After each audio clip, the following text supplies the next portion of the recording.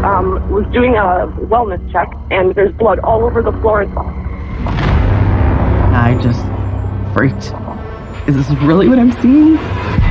We had asked, hey, do you know if Rosalie has any enemies?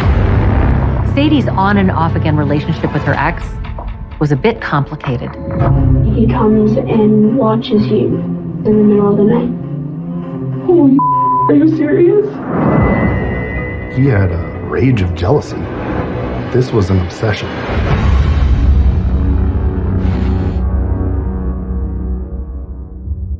Sadie interview. I'm Sadie Beecham.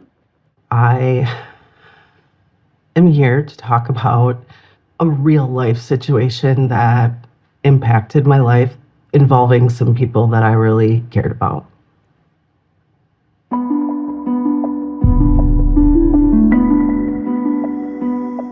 You know, when you put yourself on like a dating app, you could meet anybody from anywhere. The dating apps are just like,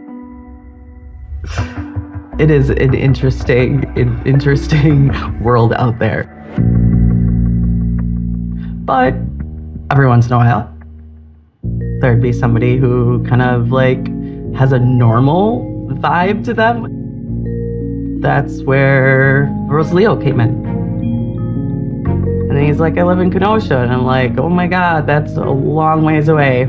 It's about an hour south of where I live. So we met halfway. When Sadie met Rosalio, she smiled, like genuinely smiled when she talked about him. You know, she was excited. She was happy. I didn't really tell him much. I said, yes, I was in a relationship for a number of years with the father of my kids. We broke up 2 or 3 months ago. He too was like, yeah, I just got out of something too. He very much was first and foremost a dad. His kids were important to him. And I felt like that was important. We started hanging out more consistently. Like I didn't have the kids or he didn't have the kids. I'd go over there quite a bit. A few months in, we really were building up a comfortable relationship. As a single mom, you can imagine Sadie delaying the introduction of her 3 kids to somebody new in her life. But 3 months into their relationship, it was Rosalio who took that first big step. He texted, he asked me, what are you doing tonight? And I said, I don't know, I don't have the kids tonight. And I said, what are you guys up to? And he said, well, you're welcome to join us. They are okay with it. And then I said, I'm almost as nervous as I was meeting you. And he said, oh, babe, don't be. That was a big deal, right? Meeting his kids. And I knew how important that was. And I didn't even know if I was ready for that, but I was going to roll with it. So I went over and it wasn't awkward and his kids were wonderful. And yeah, we just all had a really good time. And so yeah, I went home and I sent him a meme the next day. And I said, I just think that we could have a lot of fun, all of us. And I think our kids would get along great. And I think that I want you to be my person for a while. Like, hopefully a long while. And he loved it. Yeah, he just...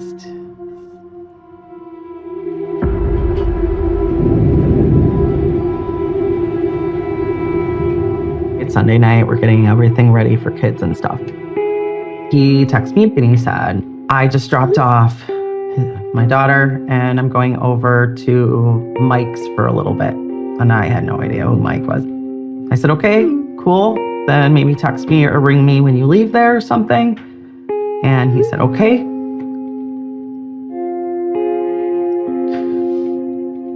I didn't know that was going to be my last text.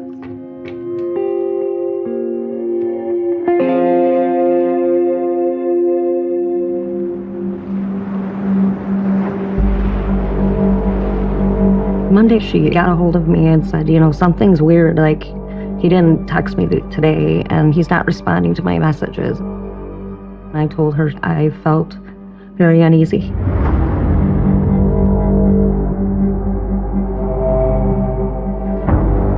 So I decided I was just gonna run to Kenosha. I pulled up to the apartment complex. Both of his cars are still here. Why are both of his cars here? That means he's home. So he hasn't been answering my phone. He didn't even call me. Now I'm kind of freaked out because now I'm like, okay, he's gonna be here. What am I gonna say? The glass door was all the way open, screen door was closed, so I can see through, but not well, right? So I knock and I call for him, like, Rosalio, hello, you know, I don't hear anything. And so then I'm like, okay, this is weird. So I go up to knock on the door. No answer. I'm like, okay, so is it unlocked? Nope, it's locked. I'm like, what the hell? And then I just happened to notice out of the corner of my eye something brown on the wall. That was my moment of something's not right here. I called Becky. And I remember her being like, that's so weird. It looks like, you know, like someone stepped on a barbecue sauce packet or something. And she said, you're gonna have to open up the screen door. And I'm like, okay, I'm gonna do this. And I pushed the blinds back and the sound I heard come out of her was absolutely, it's like nothing I've ever heard before. I think my brain wasn't processing and really like, is this really what I'm seeing? And I just remember saying, oh my God, there's so much blood. Kenosha 911, what's the address for emergency? So I was doing a wellness check on a good friend of mine, Rosalio Gutierrez, and I just went to his house, and the screen door is like wide open. Okay, so were you able to see inside? Yeah, I pulled the blinds back, and there's blood all over the floor in the living room. And I didn't see him at all anywhere? I didn't go any further. So when I first arrived, Sadie was frantic. She was trembling and crying and look of fear in her eye. Sadie has been in absolute shock, having no idea that something like this would be waiting for her. But it is a school day, and she lived an hour away, and her kids would soon need her back home.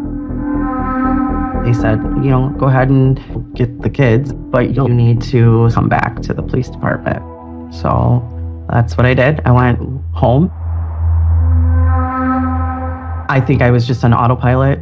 It was go get the kids and not alarm them. When you're in mom mode, you just mom mode it. You do it. So nobody was in the apartment when we had arrived. There was a lot of blood on the floor area. There was blood located on a couch that was there. And there was blood spatter throughout the apartment, on the ceiling, the walls, the curtains. It told us that there was a violent struggle of some sort, repeated acts of someone being struck with an object and or stabbed with an object. Numerous samples of biological evidence were collected to determine whose blood that may be. Multiple people may have been involved.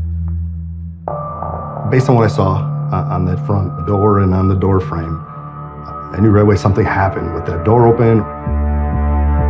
It was our belief that Rosalio received a knock on his door, and when he opened that door, an immediate struggle ensued. There was a wallet on the couch, and it turned out to be Rosalio's wallet, which I thought was odd because if someone was there to rob him, the wall would have been open and rummaged through or taken.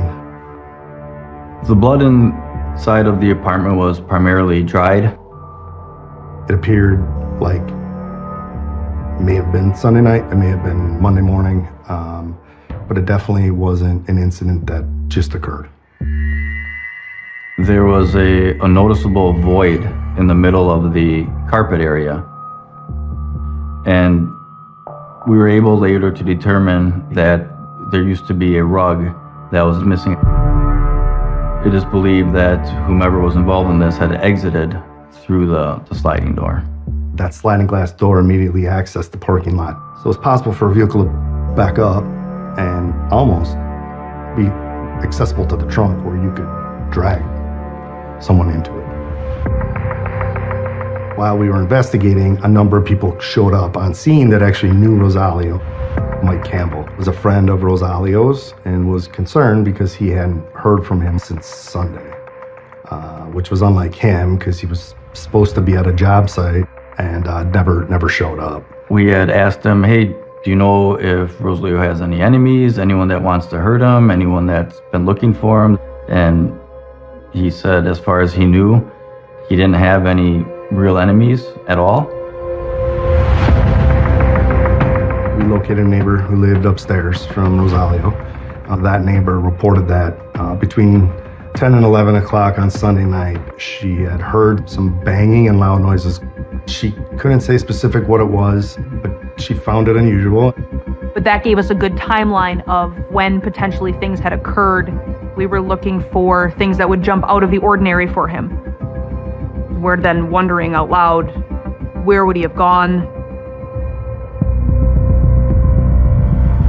When I got home, my daughter was there, and he said, you remember I was telling you about my friend that I was a little worried about? Well, he's missing. Her exact words were, where's Dad? Dad knows where he is. And I was like, what do you mean? And then she said, Mom, I know a lot of things you don't know.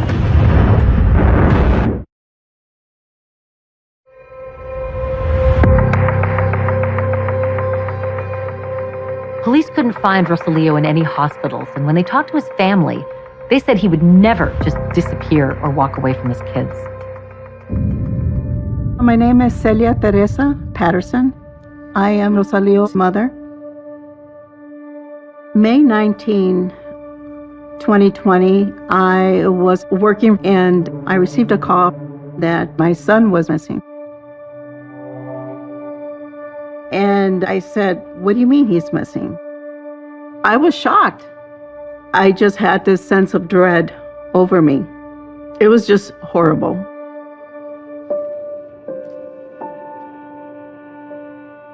There he is with my grandson. Rosalio was a really good father. He had 2 children. And I think him not knowing his biological father, he did not want to be that. He needed to be present with his children.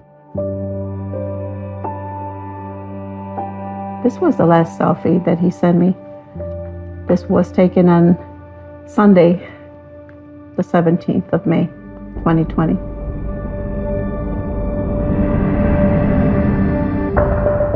About 6 hours after she called 911, Sadie heads back down to Kenosha with her daughter in tow. So I went back to the police department.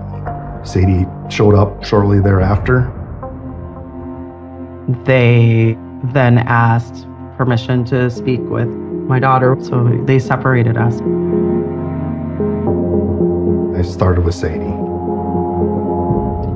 Where do you want me to start? Yeah, I guess this is always a tough question. When did you meet Rosario? It was like February-ish, right around Valentine's Day.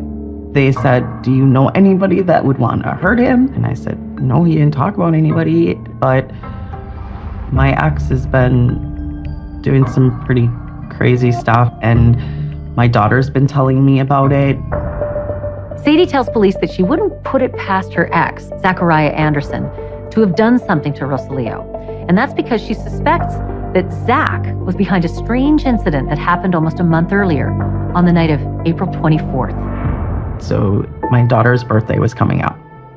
I was having a party for her at my house. I was setting it all up. Rosalio came over that night, helped me decorate for her birthday in the kitchen. He stayed over that night. This was our first kind of like the first time he was ever at my house. So that was a big deal, right? About 3 o'clock in the morning, my doorbell went off. And I was like, that's weird. So I looked out the window and then I saw a black car pull out. And I'm like, son of a bitch. I just was like, was that Zach? Did he really just do that? After she tells the police that she suspects Zach was stalking her, Sadie's daughter joins her from the next room and reveals for the first time where she was on that very same night. Mom, I saw you and Rosalia together. Dad had brought me that night and left the boys at the house. Oh, are you serious? Oh my God, this isn't right. None of this is okay. Well, not only was I mad, of course, that he left the children at home alone, but even more, that you could take our daughter to spy on me was like the ultimate betrayal. We're going to take some action.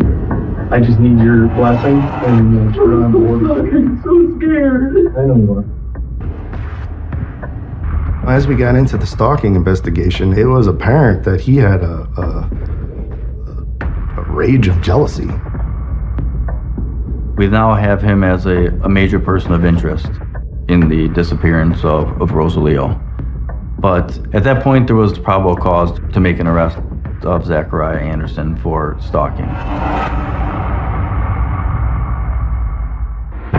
Then as police finished talking to Sadie, another police department, an hour north of Kenosha, gets a bizarre call from Sadie's ex, Zachariah Anderson.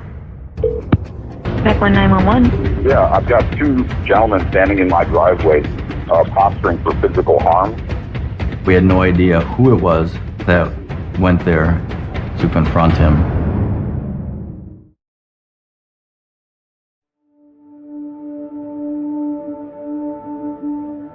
My name is Solomon Anderson. I'm Zachary Anderson's brother.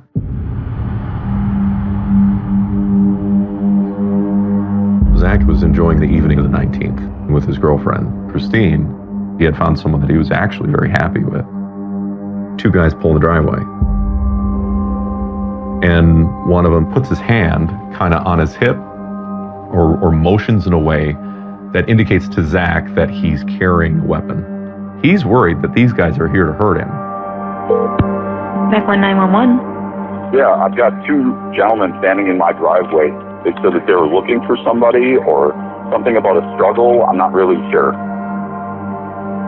It turns out that Michael Campbell, who was on the crime scene earlier, had learned where Zach lived, and Michael actually went there.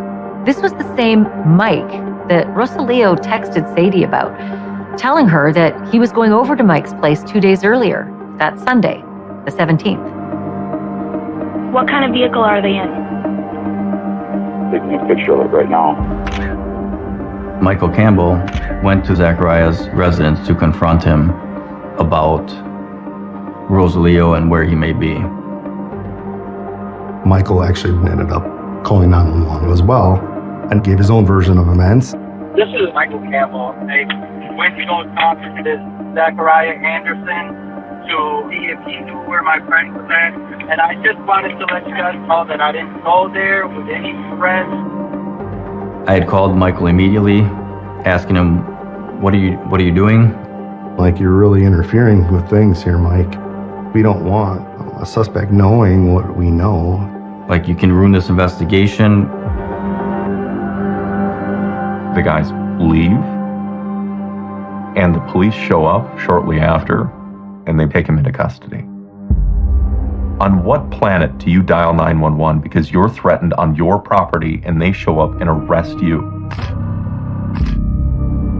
While interviewing Sadie, I had unearthed enough to arrest Zach for stalking. The Mequon police ended up taking him in custody. We were able to obtain a search warrant for Zachariah's property for devices related to the stalking, including electronic devices, cellular phones. Because of the time of night, we stopped the search and continued the search during daylight hours. The next day, inside the house itself, which had almost no walls, there was holes in the floor. They found a pretty substantial amount of marijuana, a large amount of money that we believe was proceeds from that marijuana dealing. Zachariah Anderson was pending a sentencing on a very large drug case out of South Dakota for more than 10 pounds of marijuana. I mean, you look at these photos, really. This is the same house where Zach and Sadie's kids would stay overnight during Zach's parenting time? Outside, there was a large fire pit that was still smoldering.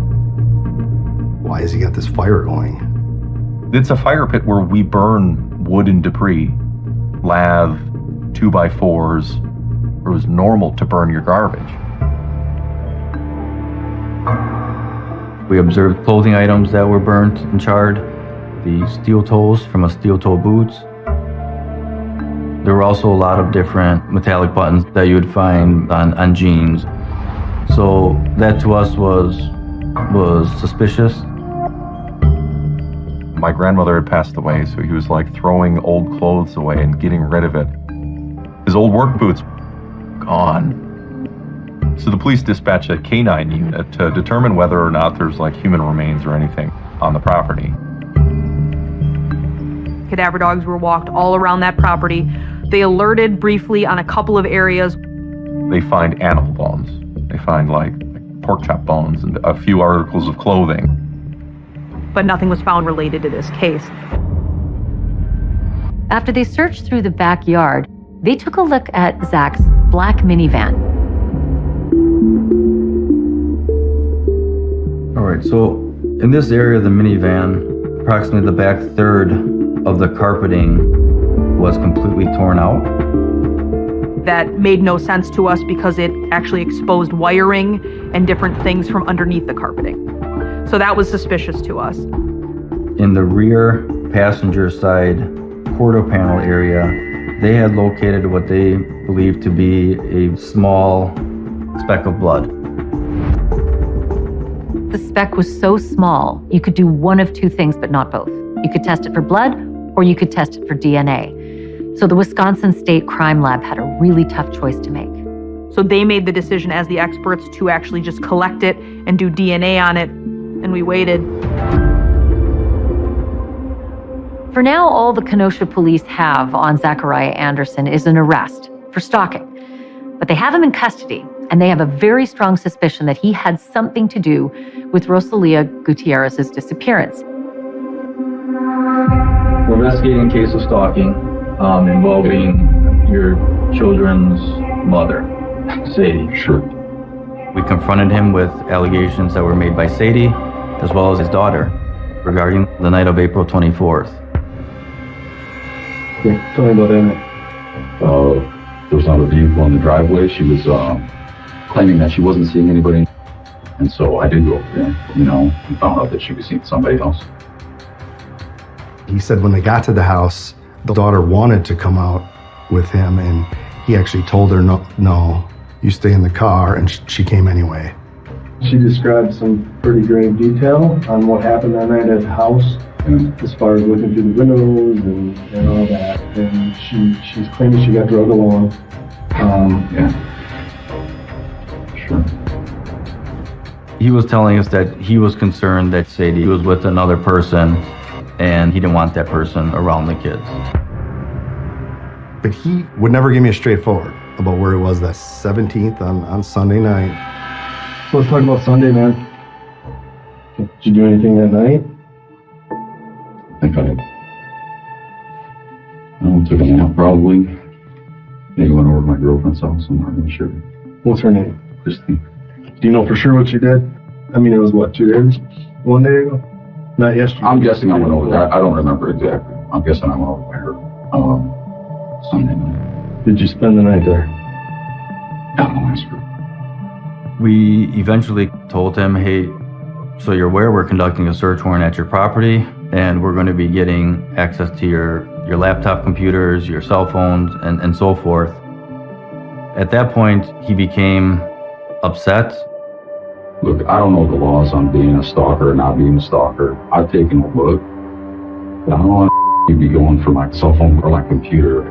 I don't know what you guys are doing. I'm tired as either get me a lawyer, take me home. You pick. This is crazy. This is All right, we're done. We can't talk to you no more. Ultimately, the district attorney's office charged him with stalking. This is bananas, you guys. All right. For stalking, get the out of here. Yep, that's the charge. At that point, we didn't have a body. We didn't even have anything connecting him to it. He was essentially held on stalking charges. I think it was a strong suspicion by most of the people working the case that he very likely had something to do with what happened to Rosalio. Zach is unable to make bond, and so now the investigators turn their attention to his girlfriend, Christine, about that alibi from Sunday night when Rosalio went missing, and whether he was with her or taking a nap. Christine was in her apartment when I met with her, and she was confident that Zach was with her that night, watching a movie. He was with me all night.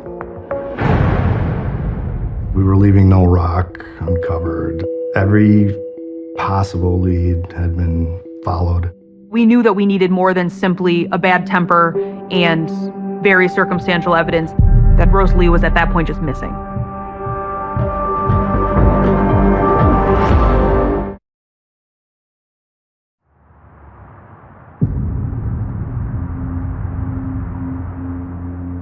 It took several days for Kenosha Police Department to release my son's apartment to me. I was there by myself. I took out my phone to document and video his crime scene. I mustered up the strength and I unlocked the door. And I sat there for quite a long time, crying.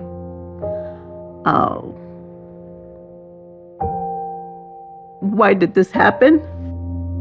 Where are you? Talk to me.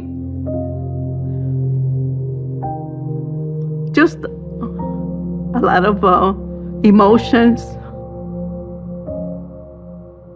I gathered myself and I did a walkthrough.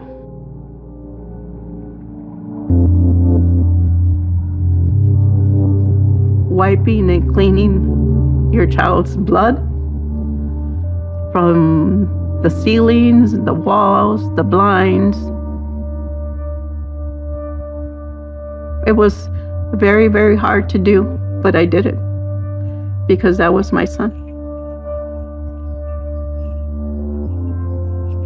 He was taken very savagely. You would have to have so much rage in your heart to do what you did. I wanted to pack up his belongings. I thought, let's start in the kitchen. And as I am pulling things out of the freezer, I noticed that my son's cell phone was there. So I called up Detective Correa right away. I mean, immediately. So I basically told her, don't touch anything. I'm gonna have someone get there immediately to conduct a forensic extraction. There are many different theories as to why somebody would have put it in there, and one would be maybe that person couldn't shut the phone off, so this would be an easier way to get the battery to die out. We're pretty certain that whoever was there that night and did this to Rosalio was the one who put that phone in the freezer. Investigators took Rosalio's phone and they began the very long process of trying to hack into it. While at the same time, Rosalio's mom started helping in the search for her son, starting near Zach Anderson's home. I drove by several times around the area, but I never stopped at his property. And I pulled over by a bike trail, and that's where I put flyers for my son, because I don't know whether maybe someone that was passing might have seen something. Rosalio's mom got in contact with me had questions, you know. I, of course, felt horrible. Did this happen because of me? But I really was more focused on, this is your son. And as a mom whose child could be missing, I offered as much information as I could. Last time I saw him, anything she wanted to know. Sadie and Celia knew that Zachariah Anderson was behind bars on stalking charges. But what they didn't know is that investigators were still going after a connection to Rosalio's disappearance. When we arrested Mr. Anderson for the stalking, that bought us the time to be able to get into his electronic devices. We wanted to see what the devices showed us in terms of where he had been.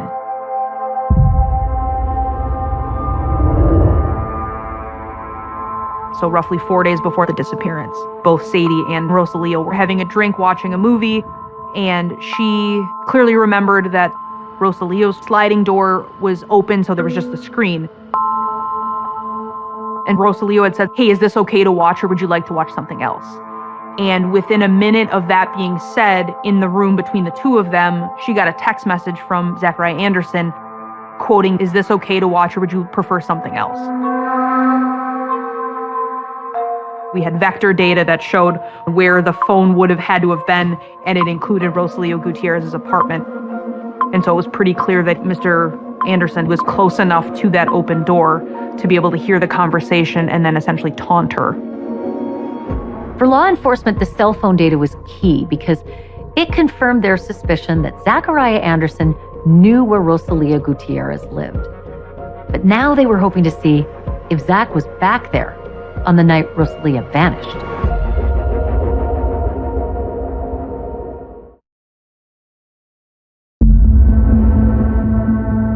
We did the best we could with tracking Zach's phone. What we learned is that on May 17th, when we believed that the incident occurred at the apartment, Zach's phone was off.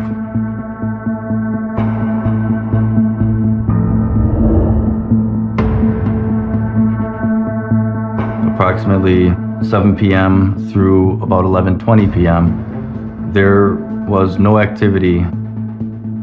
We believe that the cell phone was turned off so that he couldn't be tracked. We then were able to go back into Zachariah's phone records and show that he actually, when his phone gets turned on, one of the first people that he gets in contact with at 11:19 p.m. is in fact Christine, the new girl that he's seeing.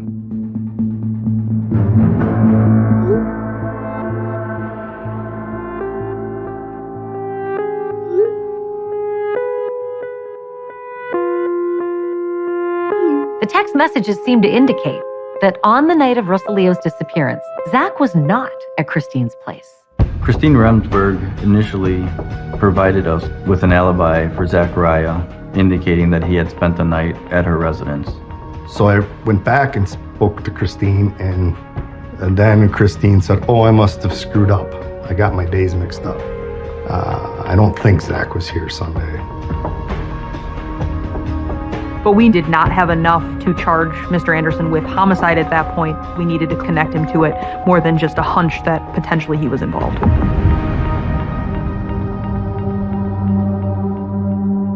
Months pass without a break in Rosalio Gutierrez's disappearance, and it appears as though he had just vanished into thin air. But then in September of 2020, 4 months after he was last seen, police crack Rosalia's phone, and it reveals details that the investigators had been waiting for. It became a treasure trove of evidence in terms of what he was doing leading up to his disappearance. It hit onto his home Wi-Fi. When he had arrived home a little after 9:15 or so on the evening of May 17th. The display was going on and off for a period of time between 9:45 and 10:10 p.m. is indicative of somebody maneuvering that phone. But if I put a phone in a freezer and it were to die or be dying and it would flicker on one last time, our evidence technician indicated that was 10:44 p.m. So we then had the last time the phone was actually working being 10:44 p.m. But it was crucial to hear the upstairs neighbor say, "I heard a commotion between like 10 and 10:30-ish, which would have fit our timeline. This new evidence certainly sheds light on the circumstances that surround Rosalio's disappearance. But the problem is, investigators still don't have anything to link anyone to the crime, much less a body.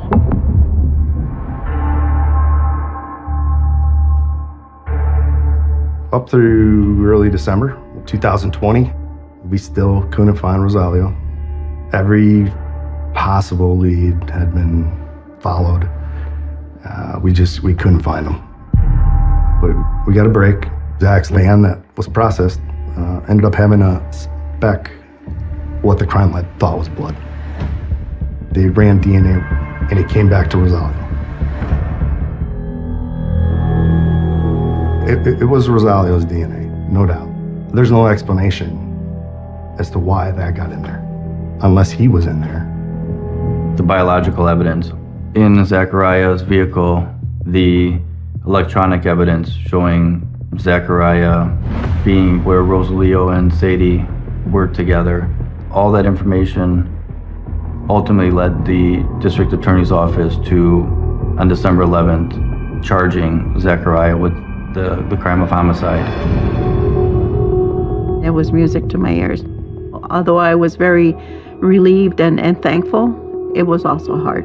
At the time, I was a paralegal with the Special Victims Unit in Colorado Springs DA's office. Charging a person with homicide is hard enough to prove. Without a body is like 10 times harder. And having that experience of working homicide trials in my line of work, it doesn't always go our way.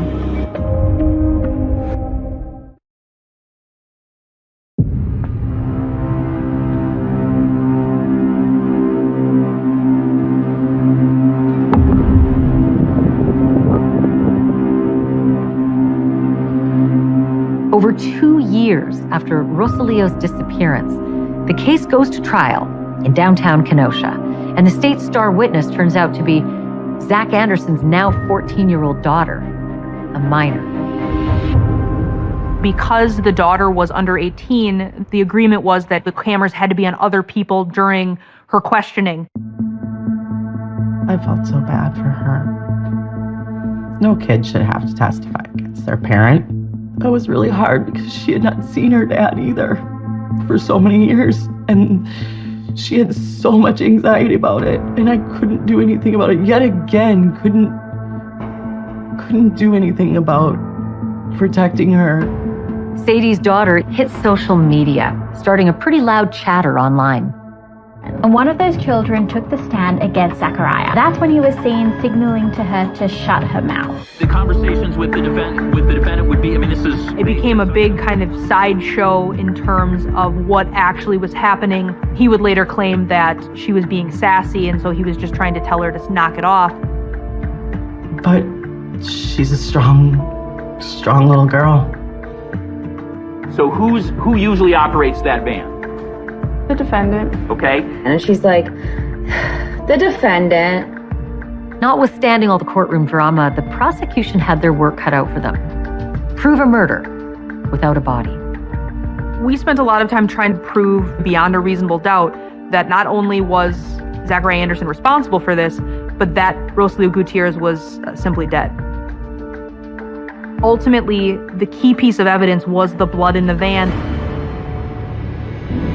The trial lasts 4 weeks, and the verdict was streamed live. We, the jury, find the defendant, Zachariah Anderson, guilty of intentional homicide, both in first degree, as charged.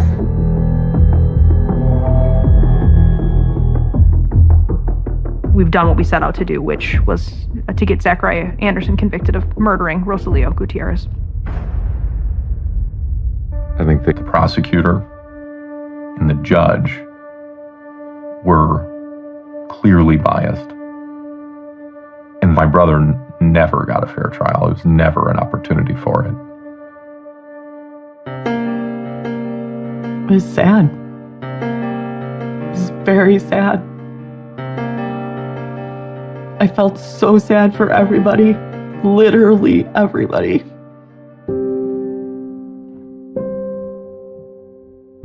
Thanks to Sadie Beecham, we knew that something horrible had happened. I have no animosity towards Miss Beecham. She was ready to move on with her life, and she met my boy. She's not to blame. My beautiful boy. We were basically on our own when he was 2 years old, and so it was just us two. He was very affectionate, always hugging and kissing on me, and he was a good son. It's graduation day. I don't have a son anymore, although he's with me always. He didn't deserve to be taken. No one deserves it, but he was taken so savagely and unexpected. There were no goodbyes.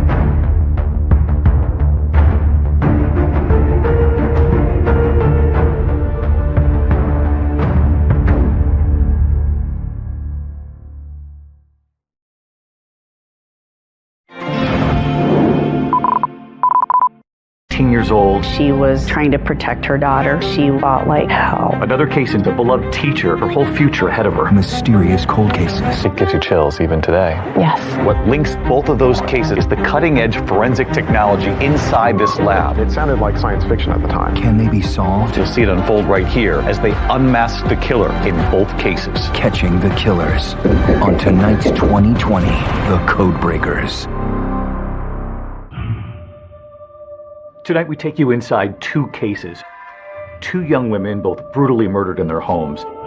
The killers in each case evading police for decades. In one case, a mother just 19 years old, she was engaged to be married. Her fiance, who was about to marry her, adopt her daughter, he gets home and he immediately notices something is wrong. There's blood smeared on the stairway. The killer had attacked her in the bedroom. There was handprints of her trying to hold the door closed, and she just wasn't strong enough. Another case in Texas, a beloved teacher, her whole future ahead of her. Drove in to Memphis. She just started a new school. She was loving teaching her students. She was in a very good place. 911, what's your emergency? What's going on? I've been murdered. We just found. What did your daughter do? She's been murdered! You remember walking in and what you discovered? I remember walking into the bathroom and seeing her body on the floor. She'd been handcuffed. That's correct. She had been handcuffed with her hands behind her back. There were about 36 different wounds on her body. She put up a fight. Of course, the question, who would want to kill each of these women, the mystery behind their murders, would torment their loved ones for decades. They've got handprints, they've got footprints. Why are they not finding this person? It was like the talk of the town forever. And for the detectives who were working these cases, frustrating dead ends. There was also a suspicion, could it have been a member of law enforcement? Right, there was no forced entry, so our speculation was that it was somebody that she knew or somebody that presented a position of authority that could have garnered that trust to get inside the apartment. All of these questions lasted for years and years. Yes. Both of these brutal murders were cold cases for decades. And what links both of those cases all of these years later is the cutting-edge forensic technology inside this lab. Tonight you'll see it unfold right here as they unmask the killer in both cases.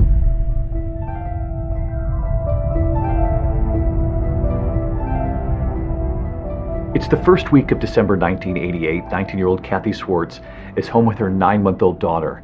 In Kathy's living room, a tree decorated and ready for the first Christmas for her little baby. She was living with Mike Warner. They were, setting up their life, although he wasn't the father of the child. They were a couple and they were trying to make their way. He definitely came in and kind of was her knight in shining armor. They were a happy little family. Mike got up around 5:30 in the morning for his job. He gets home at 3:30 and he immediately notices something is wrong. Things were in disarray, blood up the banister, and then in the bedroom was Kathy, very bloody, unclothed mostly. He would later describe it was like the walls were painted with blood. Mike is so distressed he immediately runs to a neighboring apartment because he can't bring himself to call the police. Mike does go back into the apartment to find her daughter. Kathy's baby, who's 9 months old, dressed in pants, a shirt. She has one sock on. Her diaper looks like it's been recently changed. She was standing up in the crib when Mike walked in. This is that baby left standing alone in that crib all those years ago. She's now 36 years old. How was your mother described to you? Beautiful, happy-go-lucky. She did love like AC/DC, Metallica. She was like a little rock and roll girl. And everybody tells me that I was like her whole world.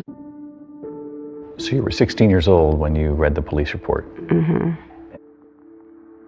It was awful for somebody to do what they did to her, knowing I was in the crib right next door. I just couldn't believe that somebody could do that. So detectives had questioned at the time whether or not this suspect had changed the diaper. Yeah. When the police got there on scene, I was dry. I didn't have a dirty diaper on, and it was some hours I was alone. So one of the first things that investigators notice is that there doesn't seem to be any sign of forced entry, which again suggests that she knew the person who came in and killed her. She was very good about locking her doors. I would call her and I would say, hey, I'm going to come over. And I would go to her door. It was locked. And I would knock. And she would, who is it? And then she would let me in. We theorized that the assault started in the kitchen because in the kitchen there was passive blood drops on the floor. And then the smearing goes up the stairway to the upstairs bedroom. There are defensive wounds found on her hands. Her throat has been cut in multiple places. She's been strangled. She fought like hell. She was trying to protect her daughter, and she did. And the idea that this happened and you were just a couple of feet away. Yeah. Makes me mad that I wasn't old enough to help her. I'm 100% convinced she was trying to save her baby. Because I feel like she would have just ran outside and yelled, but I was upstairs. And she wasn't going to leave that apartment without me.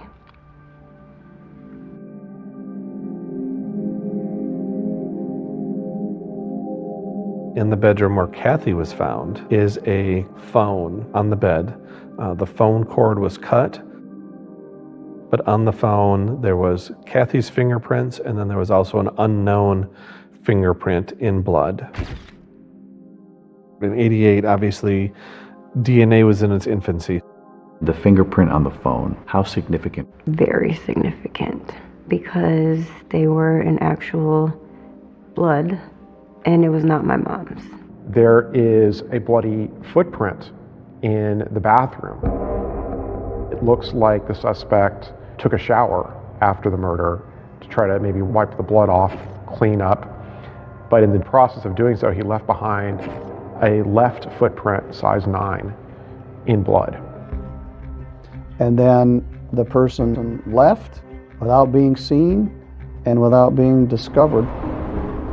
It was very unsettling that something like that could happen. It just didn't make any sense. None of it made any sense. But when crime scene investigators passed through that gruesome scene again, this time with a new forensic light source, they find a new clue, and one that was imperceptible to the naked eye. It was like a great big neon clue. It's like, holy smokes.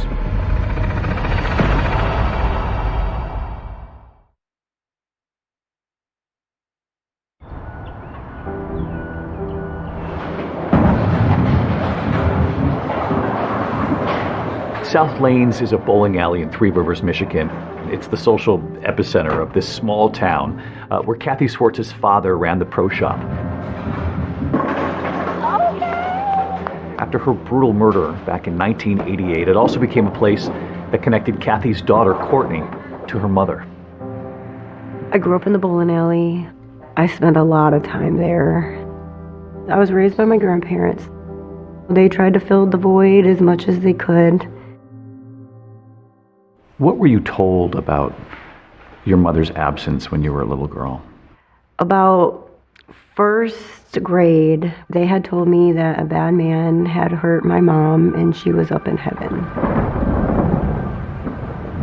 And when it would thunderstorm, they would tell me that that was my mom up in heaven bowling a strike. So it was pretty cool watching the thunderstorms as I was little, because I'm like, oh, she must be bowling pretty good today. Your mother's best friend, Jennifer, has told you a lot about your mom. Yes, she has. Kathy and I were very good friends. I've known her since grade school, so we've been friends a long time. Kathy was like somebody you could count on. She was a good listener, always there for you, just a, good person. Childhood friends Kathy and Jennifer both found themselves pregnant as teenagers and formed an unbreakable bond. They would talk on the phone several times a day until December 2nd, when Jennifer couldn't get a hold of her best friend. A police officer came to my apartment and he asked me to go to the station. I remember him asking me questions, do you know anybody that would want to hurt Kathy? Along those lines. And I finally just was like, what's going on? Is Kathy okay? And he told me, and I don't even remember.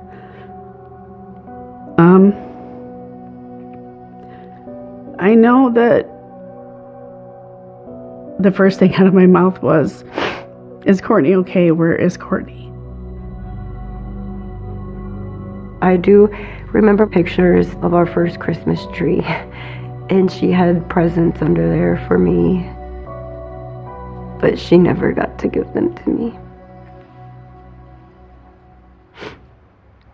We can see it's the pain you still carry with you. They were a young family just starting out. Kathy and Mike Warner had only been engaged about 3 weeks before her brutal death. And since he was the one who found her body, of course, police would have a lot of questions for him.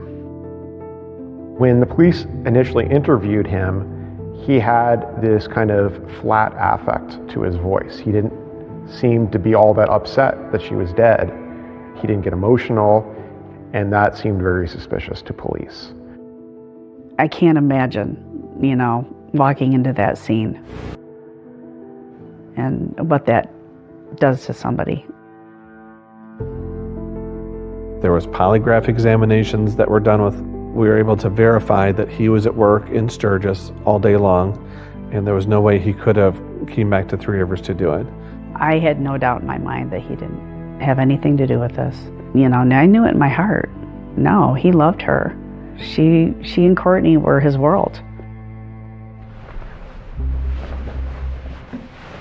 I go by Judge Jeffrey Middleton now, but at the time of this, I was Chief Assistant Prosecuting Attorney.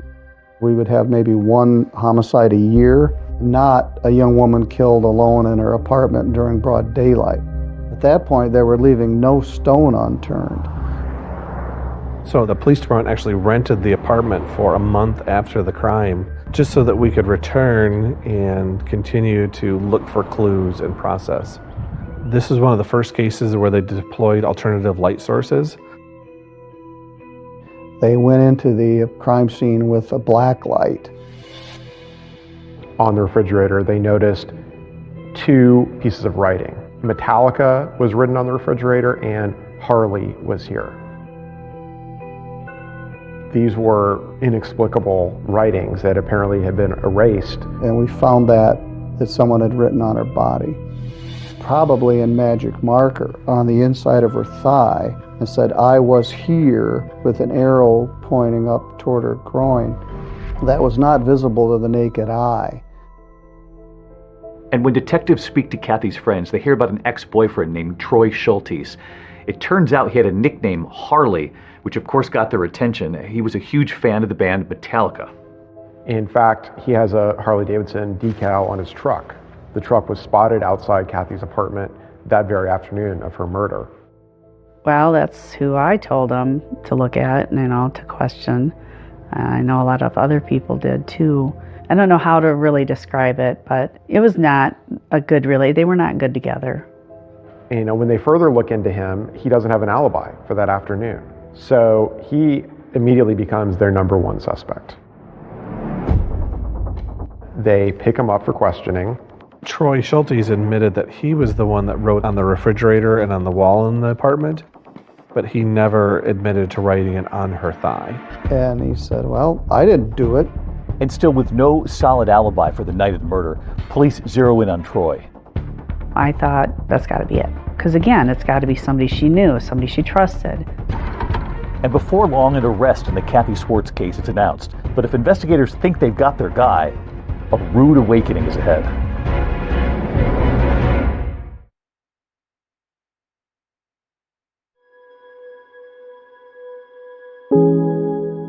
Kathy Swartz's daughter, Courtney, the baby left standing in her crib after her mother was brutally murdered, is a mother herself now. Why are you breaking everything? And she and her 4 children have stayed in Three Rivers, Michigan, finding comfort in a mother that she lost when she was just a baby.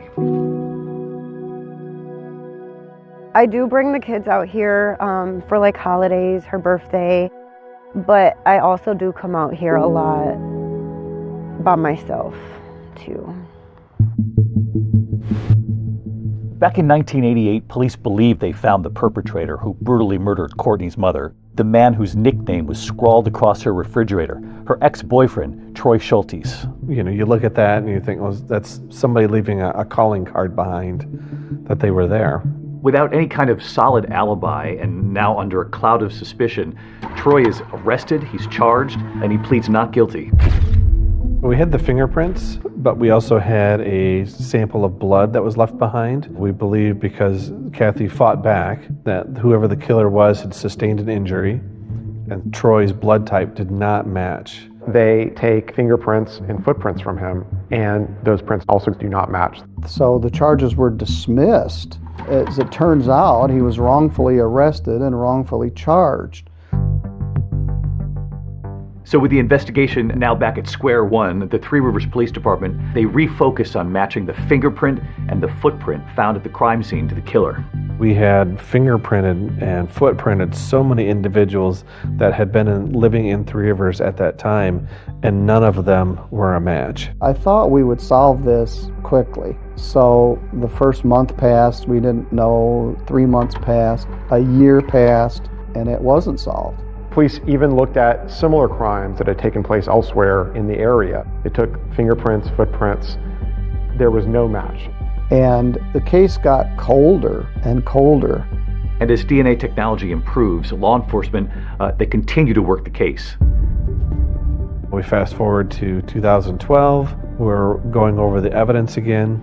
The fingerprint that they had found on the phone was in the suspect's blood, and it was still in viable condition to obtain a DNA profile from that. And we enter it into CODIS. We think that's going to give us a hit. And of course, it doesn't.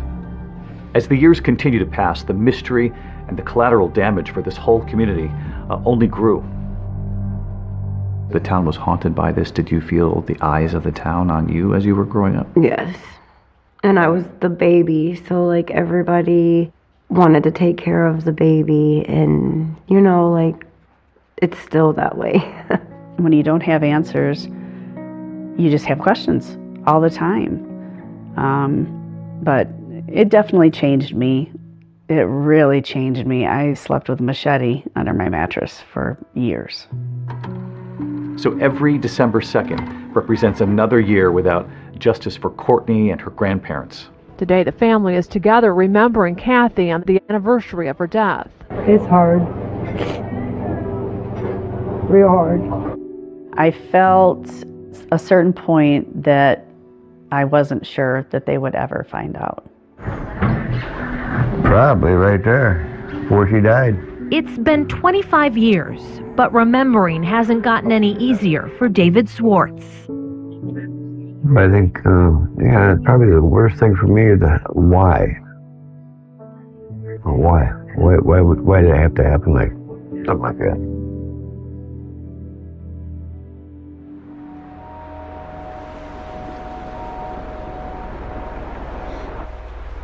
When you look at these kinds of cases around the country, there is generally an investigator or a detective who never gives up. Yes.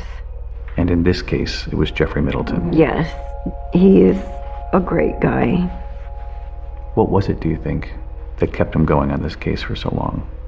He was young, just starting out, and this was really the only cold case in our town. I spent more time on this case than any other case in my entire career. Sometimes in later years, I would pretend I was on vacation and lock myself in the library and just go through this file. As Courtney got older, she would call me sometimes and ask if I knew anything, and I never had any answers. Police have DNA, fingerprints, and a lot of physical evidence. What they don't have is the person who murdered a 19-year-old Three Rivers woman in 1988. Here's a lot of the evidence right from property. Eventually, the Three Rivers Police Department decided to partner with the Michigan State Police. They're convinced that with advances in DNA testing technology, that the Kathy Swartz case can finally be solved.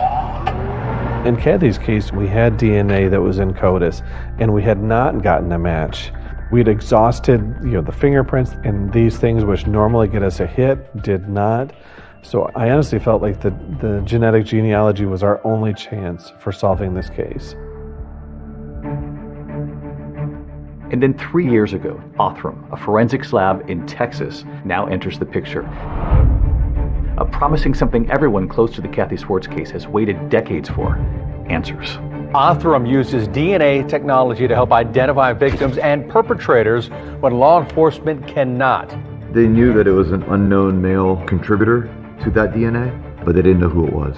But all these years later, they said, well, look at this and see if there's something you can do with it. And you were convinced you could? We were absolutely certain that we could help the Michigan State Police work this case.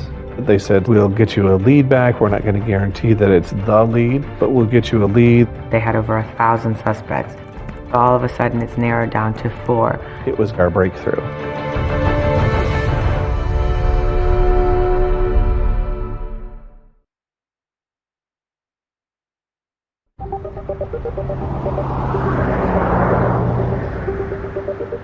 In 2022, a package containing DNA, that single bloody fingerprint from Kathy Swartz's pink phone, arrives right here at this building just north of Houston.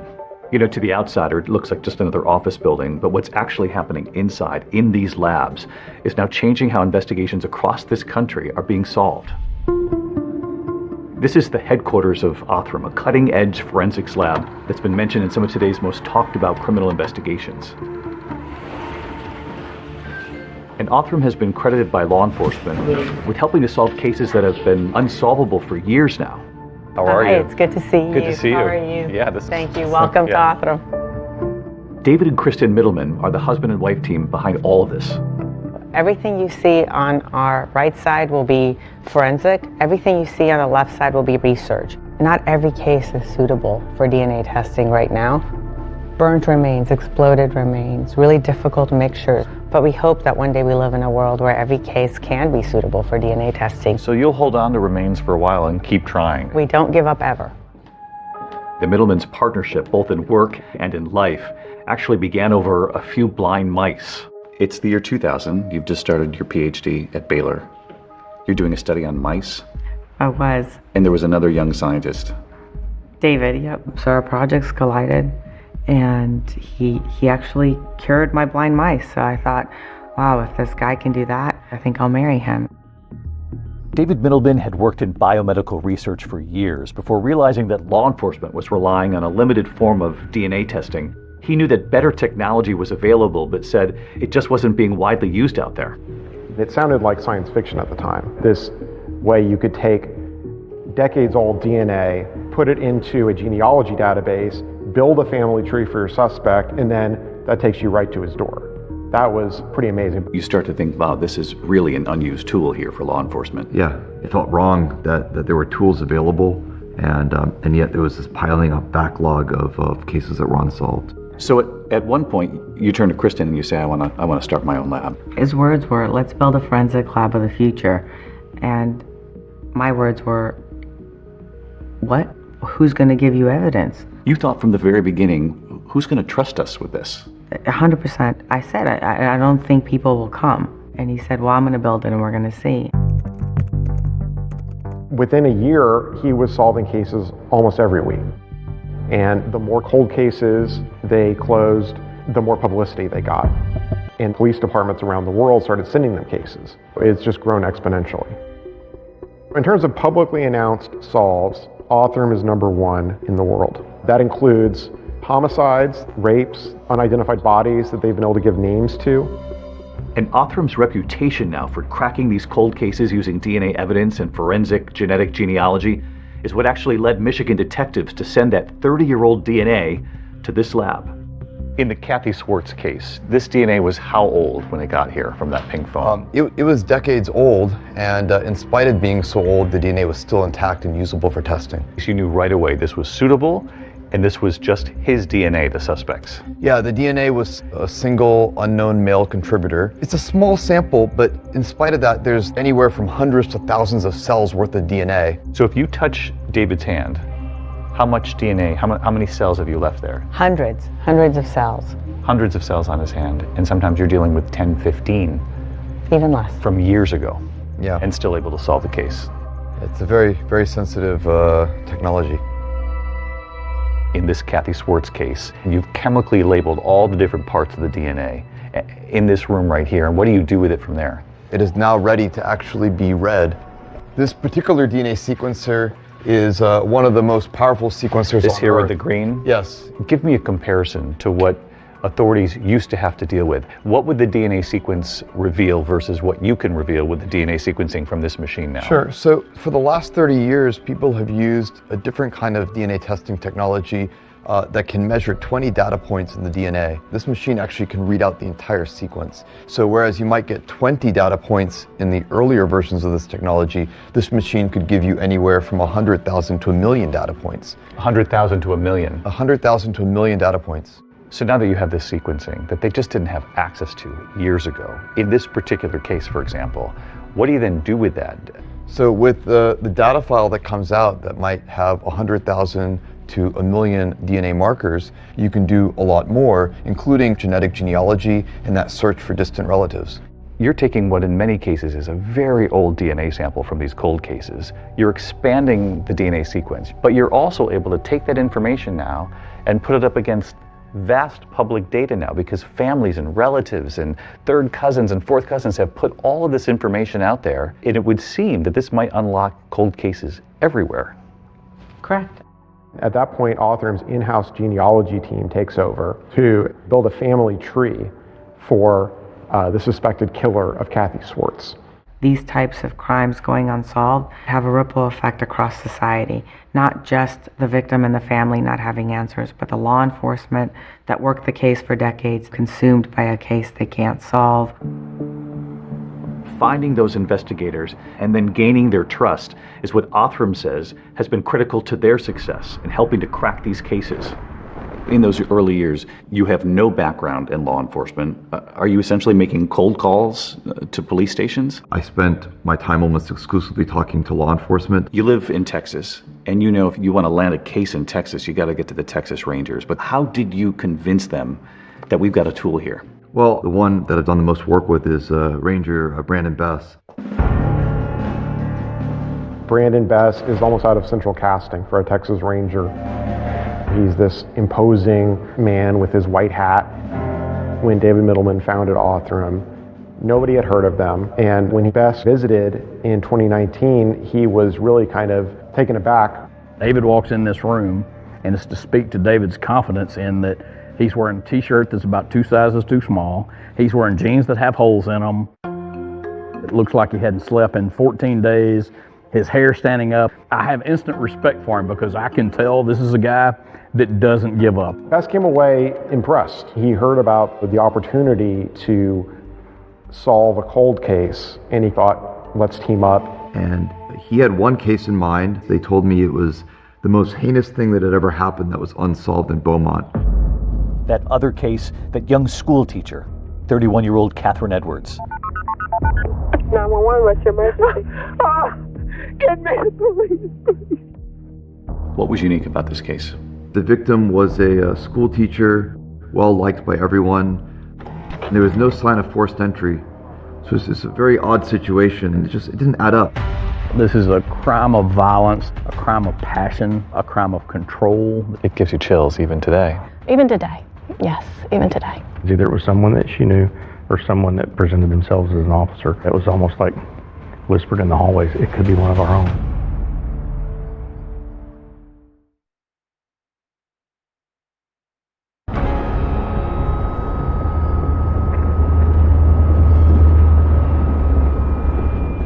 So on January 14th, 1995, the Beaumont Police Department gets a 911 call from a man at a townhouse in West Beaumont.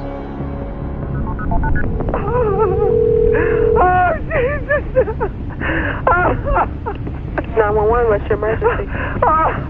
Get me the police, please. He had found his daughter in the second floor bathroom, slumped over the tub. Okay, ma'am, what's going on there? Our daughter has been murdered. Okay, what happened, ma'am? We came over here and found her. She's handcuffed. She's been tortured. Please send someone. We're sending someone. Don't hang up, all right? Okay, is there anyone else in the house? My husband is here with me. Okay. We found her. That woman was Catherine Edwards, and she's a teacher at a local elementary school. She was supposed to have plans with her sister and family for lunch. When she didn't respond by phone call, they went by her house and found that her car was still there. Got inside the house with a key. Her father said he grabbed her and pulled her over and rolled her over to look and see if there's anything he could do. He was crying hysterically. Get the police and an ambulance. To listen to the emotion in those calls, just gut-wrenching. In my 30-plus years, I'd never heard anything like it. Dad covers her with a towel. Police show up. There's one officer by the name of Carmen Brown. She shows up first, and she secures the crime scene. And that officer, Carmen Brown Apple, says the memory of her entering Catherine Edwards' townhouse has played over and over again in her mind for decades.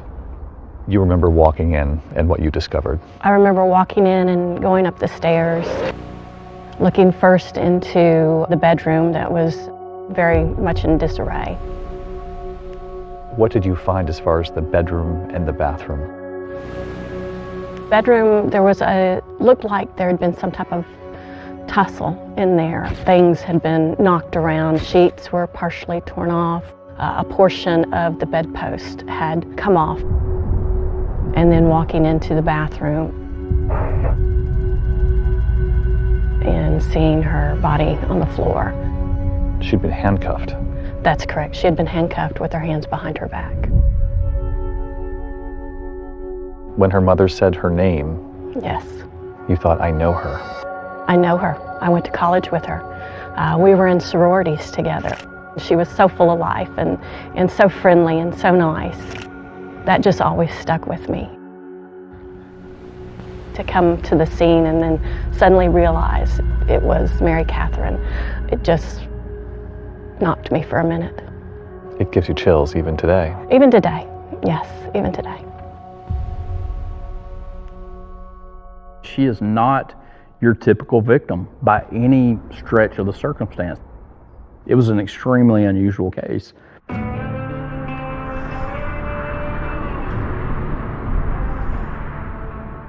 Catherine and her twin sister Allison grew up in Beaumont. They're part of a close-knit Presbyterian family.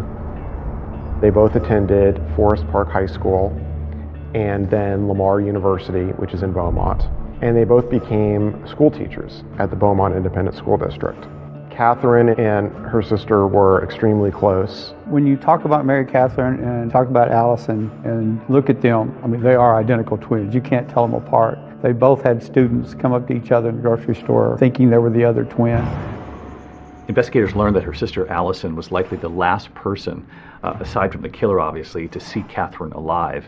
Allison would tell detectives that her twin sister arrived at her house after work to pick up her beloved beagle, Maggie. She came by, visited with her sister, went home. From what we can tell, she had had a glass of wine and just kind of was relaxing and about to go to bed. And I think the last time she was heard from was about 8 o'clock that night. One of the neighbors told police that he heard someone clomping down the stairs overnight on the night of January 13th. There was a 12-year-old boy and his dad that were staying with some friends that was right next door to Catherine Edwards' townhome. He heard somebody run down the stairs and then a door slam, and a little while later a car sped off with loud music. There were some other neighbors that heard some loud banging. It lasted for 60 to 90 seconds.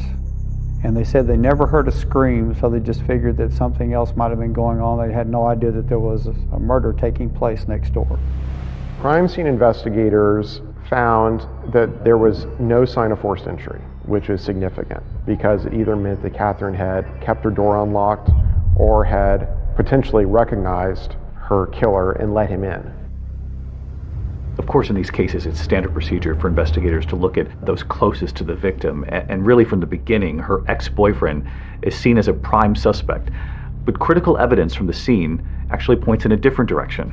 The crime scene investigators at the time also collected a lot of evidence from the house, and one of those pieces of evidence being the bedspread. Investigators found semen on Catherine's bedspread and from the rape kit. We've got some DNA here. Now we just got to match it. The DNA actually doesn't match her ex-boyfriend, and he's now cleared in the case. And there are no matches to the DNA in CODIS, which is the National Criminal Offender DNA database either. Police were really stumped. They tried every avenue they could think of, but every avenue hit a dead end. One of their initial theories was that the killer had some sort of law enforcement background. The handcuffs were Smith & Wesson. That's a popular brand with law enforcement. They were trying everything they could think of. They really did. They went and tracked down sales of handcuffs in this area, receipts. All members of the Beaumont Police Department were tested. There were no matches. It kind of sent a panic through the community. You know, if this can happen to somebody in a really quiet part of town, could it happen to them, kind of thing. It went from a rumor to just spreading like wildfire throughout the community. Everybody wanted to know, was this a one-time deal? Was this a serial killer? The case would go cold for decades, and obviously it's just one of hundreds of thousands of unsolved murders in this country. But then in 2020, two investigators, Ranger Brandon Best and Beaumont Police Detective Aaron Llewellyn, decided to take a fresh look at the case. At the time, Best had just been connected with this new lab called Othram, and Detective Llewellyn knows that there's DNA that's actually available to test in this case. But when Brandon presented Othram to me right then and there, I'm like, let's make this happen. We believed that was going to be our only hope. The last hope for answers, the DNA evidence from the murder of that elementary school teacher, Catherine Edwards, is now headed to Othram for testing. Bloody fingerprint left on a phone and a footprint. And in the case of that Michigan mom, Kathy Swartz, what new lead is about to be uncovered right behind this glass? You'll see right here tonight how both cases are about to crack wide open, sending investigators across this country to find the killers they've been searching for decades. The person that did it was in the 10,000 pages of police reports. You have all these puzzle pieces, but if they don't all fit together, you don't see the picture. I want you to think about the next words that come out of your mouth. I want you to think very hard about that. We felt like we had a home run right then and there. And they said he was like a godly man down there. I was like, wow, we're going to get some answers.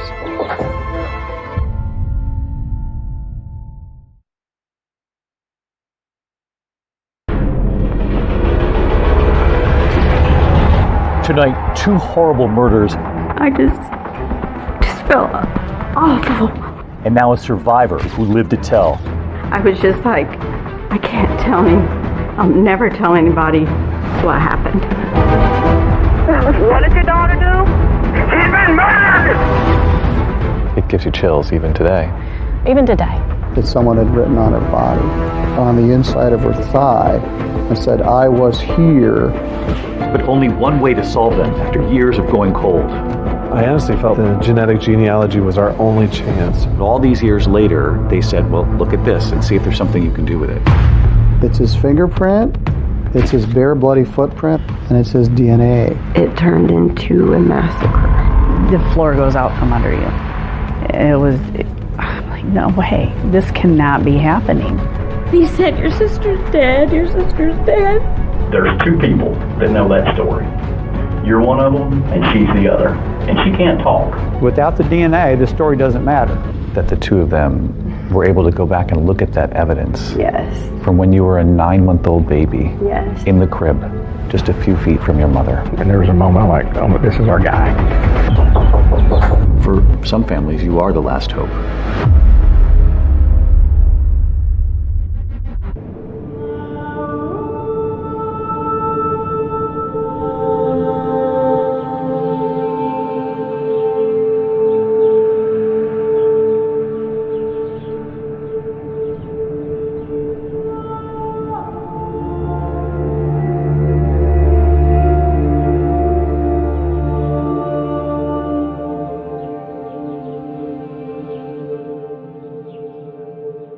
Courtney Swartz's childhood was clouded in mystery.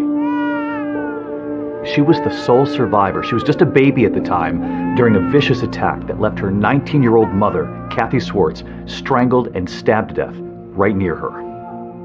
Among the clues left behind at the scene, a single bloody fingerprint on Kathy's pink phone. It contained DNA of the possible killer. But of course, the question for decades, who was the killer? For years, you were haunted by that question. Yeah, growing up, most kids, they look at people and they don't have to think, is that the man that killed your mom? And everybody that I met, that's the first thing that would pop into my mind.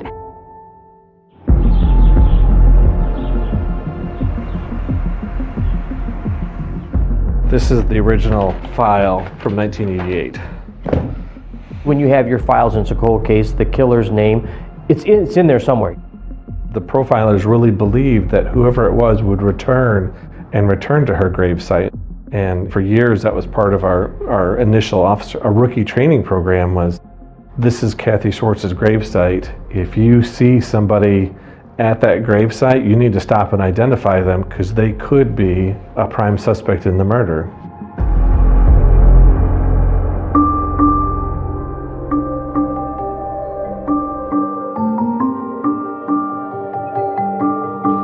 More than 1,000 miles from Three Rivers, Michigan, we're right here on the Natchez River in Beaumont, Texas, where another family, heartbroken for decades, the community wondering, do they too have a killer in their midst? After the brutal murder of a young elementary school teacher, Catherine Edwards. She was just 31. And detectives here wondering, would they ever have the tools to solve this case? You know that every day that you don't solve that crime is a day that you're not going to be able to bring that perpetrator to justice. This certainly is a scene that has always stayed with me. And you retired, and when you left the force, at that point it had not been solved. That's correct. Every now and then someone would dust off the case file and start looking at it with fresh eyes, and I always thought maybe this time something will spark and we'll catch whoever did this. It would turn out that spark, the one that would finally reignite the whole investigation into the murder of Catherine Edwards, was actually coming, thanks to a major leap forward in forensic technology.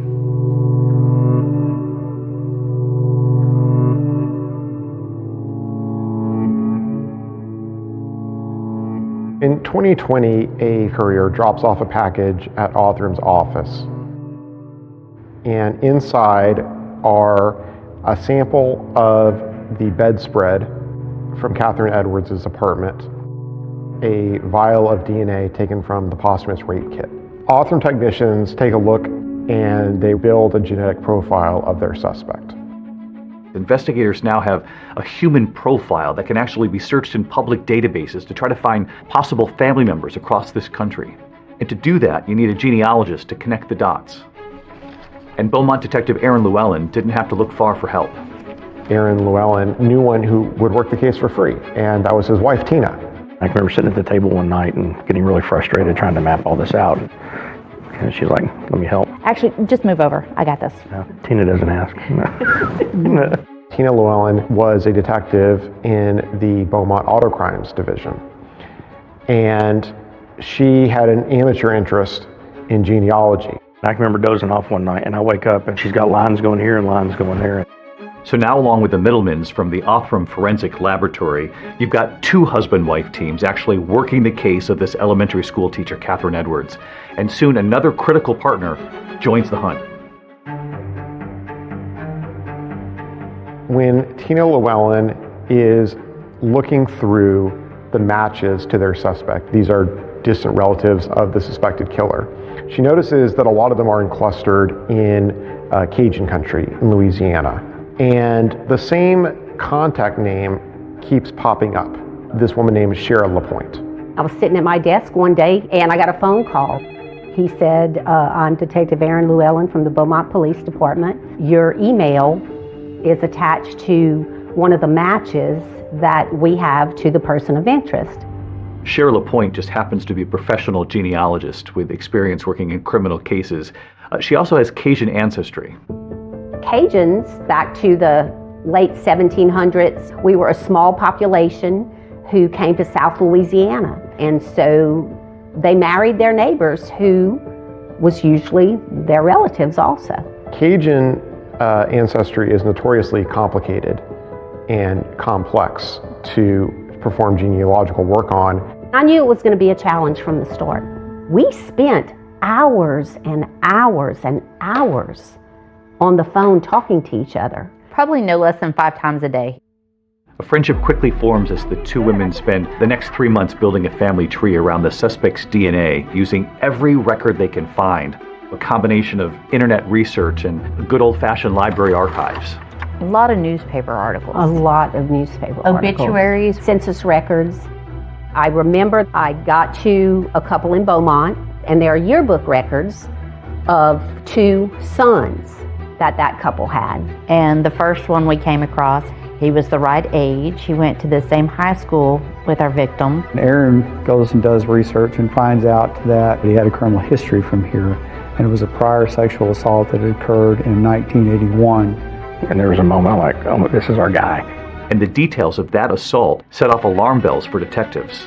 There were a lot of similarities in that case that mimicked Catherine Edwards' case. The victim's hands were bound behind her back, and she was sexually assaulted. We felt like we had a home run right then and there. Suddenly they realized that this suspect had a second victim. The difference this time, the victim survived and lived to tell. He started telling me that he was training to become a policeman and stuff. He was like, I'll just take you home. I don't know why, but I believed him.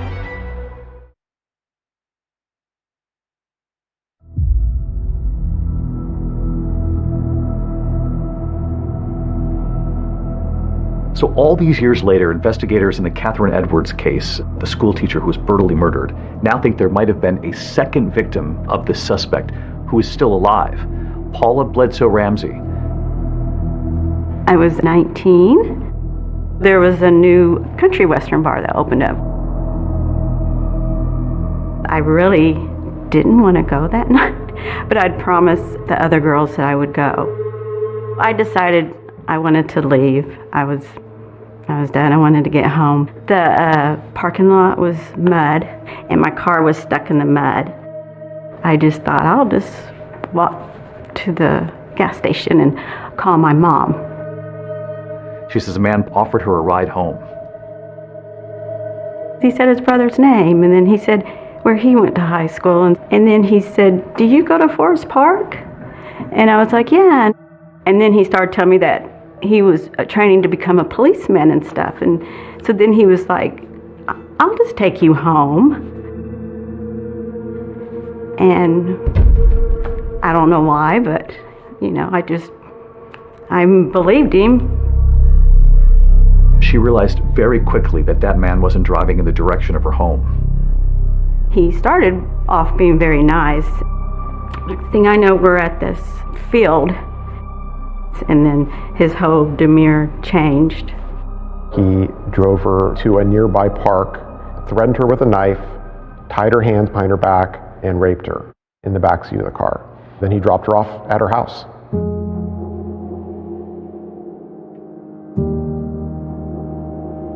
I just felt awful and shameful, and I was just like, I can't tell I'll never tell anybody what happened. I don't know. I was kind of like, I don't know if anybody would believe me. Is it my fault? Was it my fault?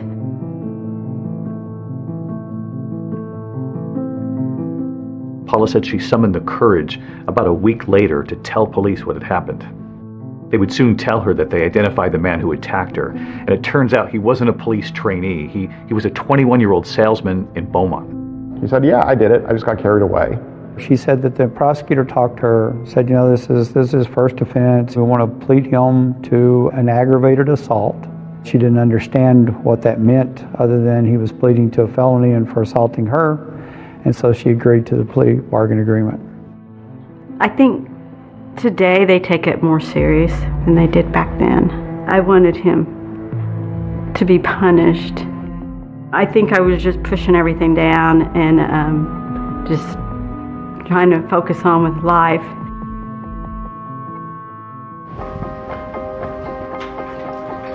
Hey, good. How are you? Ranger Bess? Brandon. Yes, Good sir. to see you. Pleasure. Yes. Yes, sir. So when you looked at what had happened in 1981 with this sexual assault, you thought there's a lot here that seems awfully close to the Catherine Edwards case. I did. It turns out that the man who pleaded guilty in that 1981 case is a man by the name of Clayton Foreman. Now, this is the same name that turned up in Tina and Shara's genealogy hunt. He was one of two brothers from the family tree that they actually put together. And you might be wondering why his name never surfaced before. You have to remember that this case was back in 1981, and DNA collection wasn't even a thing by law enforcement. It was still a decade away. This is how he eluded detectives at the time. He essentially got away scot-free. As investigators get closer to solving this mystery, they begin to learn more about Clayton Foreman's background. And in a twist in this case, one of the things they learned is that Clayton Foreman, the suspect, actually went to the same school as Catherine Edwards, the woman who was killed. In fact, they probably walked down the same hallways here at school. And there was something else. Catherine Edwards was actually friends with the suspect's first wife. In fact, Catherine Edwards was a bridesmaid at their wedding. Investigators figure out that Clayton Foreman is working in a suburb of Columbus, Ohio, and he's working as a rideshare driver. We've got a suspect. Now we've got to make sure that's the right guy. So they go, they pull the trash can, they get some plastic silverware from takeout and some other things from the trash can. So you tell the FBI what you found, and they gather some trash at the suspect's home in Ohio. Correct. They shipped that down here to me, and then once I went through it, I coordinated with our lab here in Texas to see what items would be best to test, and they compared it to the evidence that we had. And we got the call. This is our guy. This is a match. Of course, we're chomping at the bit to get there to Ohio.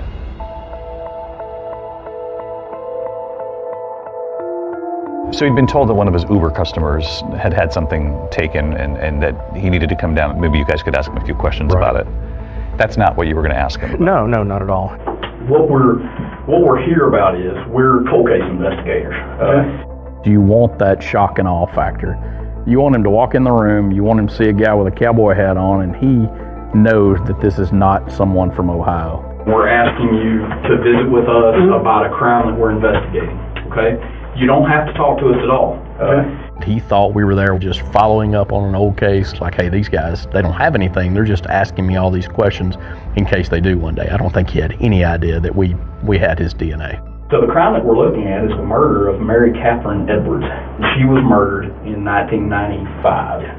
She and her sister, Allison, were actually in your wedding. Right. And 1982. Were you aware of the crime even? No. You didn't know that Catherine Edwards was murdered? No, sir. Did not. Wedding night only would have been the only time you've seen her? Probably so. Okay. Never, obviously, had sex with her? No. Never? Never. Did you ever go in her house at all? Any house that she ever lived in? No. Clay, I'm going to level with you. Okay? Right here and now, and I want you to hear me real close. All right, sir. What I'm going to tell you right now is your DNA was on Catherine's bed and was inside Catherine. Okay. I mean, I don't know how I got there, but per se it was there. There's only one way for it to get there. Okay. And that's by you putting it there. Okay. There's two people that know that story. You're one of them, and she's the other. And she can't talk. Mm-hmm. What I ask you is, now, to be honest with us completely, and tell us, how did that happen? I'm not going to say anything.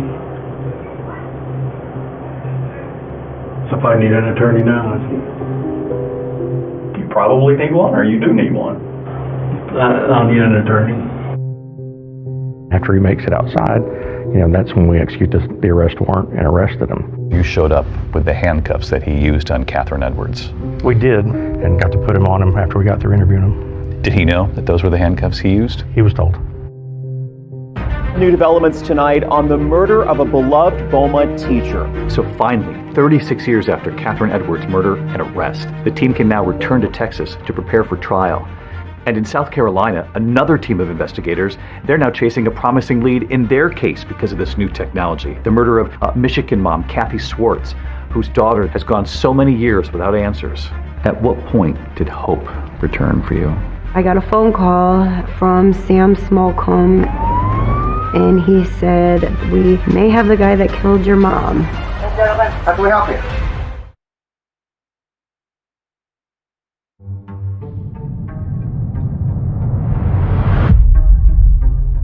Investigators working the cold case murder of Kathy Swartz, the young Michigan mother who was murdered, her baby right nearby, they had sent off the perpetrator's DNA taken from her pink phone to that lab in Texas, Othram.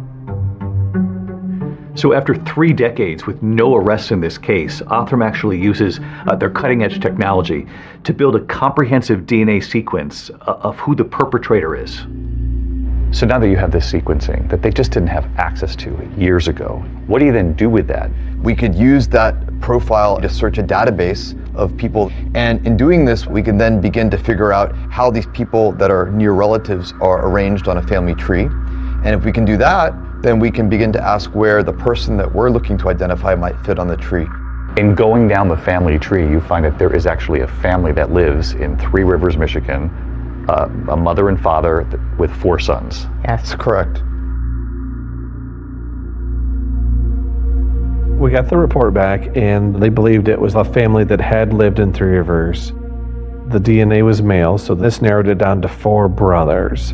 The youngest brother, Barry, and then there was, the oldest was Sonny Waters, then John Waters, and then Robert Waters.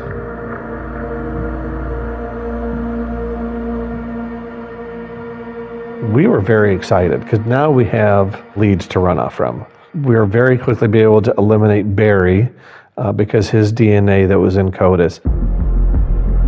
and they're able to rule him out, so they take him right off the list. Detectives then track down 2 more of the Waters brothers, who both quickly agree to turn over their DNA. 1, 2, 3, 4. And with that DNA, they're able to eliminate them as well, which just left Robert Waters. Robert Waters was married, had a couple of children, and had been living in Beaufort, South Carolina for quite some time. He was a local business owner and had a plumbing business. And from what detectives can tell from looking at his wife's Facebook page, Robert Waters appears to be a happily married family man. All right.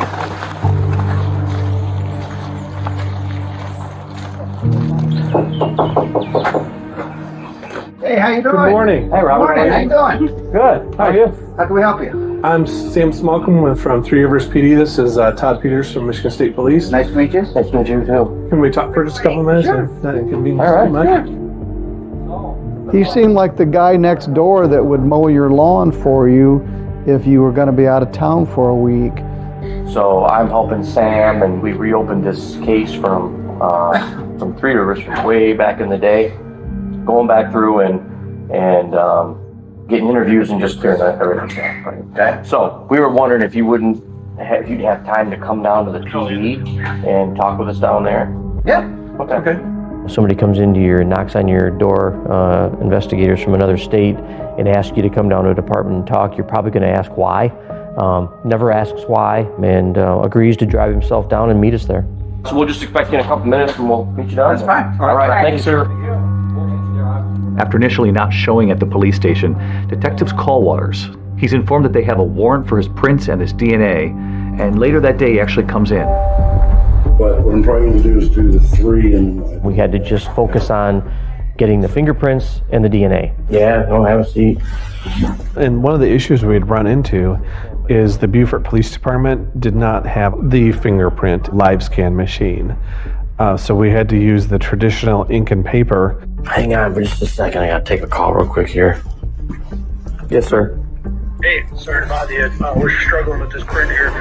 Unfortunately, at that police station, they're having trouble actually getting a clean print from Waters. You wanna come get your fingers dirty again? We're gonna try to do it on just card stock. Okay. So we rolled them a second time, sent those back. I know they're never gets upset about it, never gets worked up about the time. We're gonna go flat down. He still just willingly, I guess, hung out with us. So you've got the detectives now waiting for a definitive answer from the lab in Michigan. So they spend the next 5 hours actually making small talk with Robert Waters. If you like seafood. Yep, I do. You will like that place. We talked about our families, his family, plumbing, and remodeling houses. You would never guess by looking at that guy that he was concerned about why he was there or the outcome of it. All right. Okay, I just wanted to tell you, we did submit the print that we took from you earlier. It did match to the one at the crime scene. So at this time you are under arrest for the murder of Kathy Schwartz. Okay? Okay. It really surprised me. He did not really react. I feel like he knew when we showed up that morning that the game was up. Do you remember when you learned that the prints were a match? There was just so many emotions and everything going on that I was just overwhelmed and so excited because finally they had him. So after decades, you have your answer. Yes. 53-year-old Robert Waters, a former Three Rivers resident, now a plumber, husband, father, and accused killer. I didn't recognize his name, didn't sound familiar to me at all. But investigators always believed that Kathy Schwartz must have known her killer in some way. You'll remember there was no forced entry. And they finally discover the connection when they go back to speak to Kathy's one-time fiance, Mike Warner. Well, let me ask you the obvious question. What about Rob Waters? He came there one time. He came there one time? One time. Okay. Do you remember, was that close to December? That was... I think so. He knew Robbie Waters, had visited the apartment about a month before the murder. We hadn't seen him since grade school. Yeah. Okay, so he just somehow figured out that you guys were living in Riverside and showed up that one time. Yeah. I honestly think she knew him then, obviously, because he was friends with Mike, and he was in town and tried to come see my mom, and she wasn't having it. He's waiting to be extradited to St. Joseph County. It really was, like, wow, we're going to get some answers. We're going to find some things out. But before his day in court could actually come, the suspect, Robert Waters, does something that shocks everyone. No way, this cannot be happening.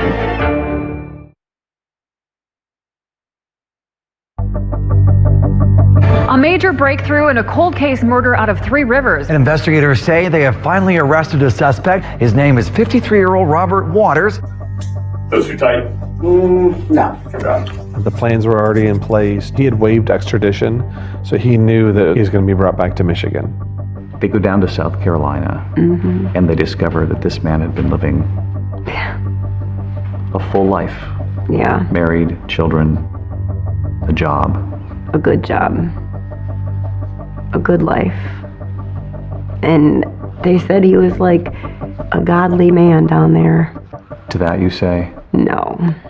They don't know the real man. But after evading law enforcement for decades, Robert Waters never makes it back to Michigan. At like 6:30 in the morning, I received a call from an investigator from Beaufort, and she had explained that she had just come from the jail and that Robert Waters had hung himself in his cell. I'm like, no way, this cannot be happening. Again, like a disbelief, like why, how could this happen? Yeah, he had some material that they'd given him in the jail, and it was some devotionals, and the parts that he had ripped out talked about forgiveness and asking for forgiveness. To me, it says that you're guilty. I mean, no one is going to do that in that situation if they're innocent. You feel robbed that you did not get the opportunity to see him face to face. Yes. I just wanted him to feel my presence in the room. What would you have said to him in court? I don't think I would have said anything. I just think I would have walked in, and my presence is enough words for him. He would have seen that baby. Yeah. That he left there in that crib all the And time. probably my mom, because I look like her, they say. He's a coward. To take her away from all of us in the manner that he did, and then he got to go live his life. You're not going to give us any answers. I mean, he's just a coward. But remember, there are two cases here that have been unlocked by this new technology. And back in Beaumont, Texas, Catherine Edwards' loved ones are determined to see the suspect in that case, Clayton Foreman, the man charged with murdering her, face a jury. Clayton Foreman goes on trial in March of 2024 in Beaumont. He is charged with capital murder. Clayton Bernard Foreman, how do you plead to the indictment, guilty or not guilty? Not guilty. There were family there, there were friends there, there were former students of Catherine's that were there to see that justice was going to be served. Prosecutors begin by playing that 911 call Catherine's parents made for the jury. The police, please.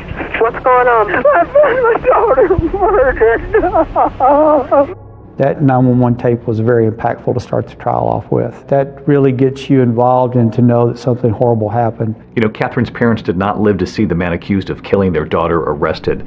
So this is left now to the twin sister, Allison, to tell jurors about her sister.